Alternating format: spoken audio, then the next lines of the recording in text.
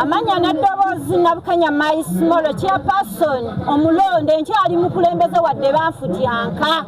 ne bansuuza woofiisi yange nga naweebwa kalulu nakuba obululu obuyitirivu ennyo twalondera ne ku City Hall n'empangula akalulu mu mazima n'obwenkanya omukyala oyo najja n'ayisaawo by'ayagala olw'okuba nga nabalope wa Pulezidenti Museveni baagabana akatale k'ewandegeya n'anteekako embeera eyo n'okulaba nga nkuba paka nakati navaamu naye nkuba okulaba nga ayagala kumbulizaayo twagala kumanya ono bamuyisaani gwe baleese wano olwaleero futa yaani era atandika otya futa bw'ogenda kulumirirwa ab'obutale nga ba stakeholders obaleseeyo ani ali mu kintu ekyo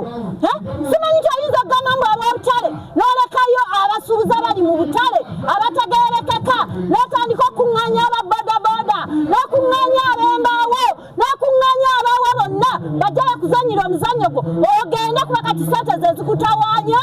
Pulezidenti Museveni zasindise mu butale kubanduula atakugula obutale mwenna musitukiremu gavumenti alina ssente zefulumya kati bazitadde mu futa baagala kubabba amanya n'eddoboozi Nabukenya Maismolo.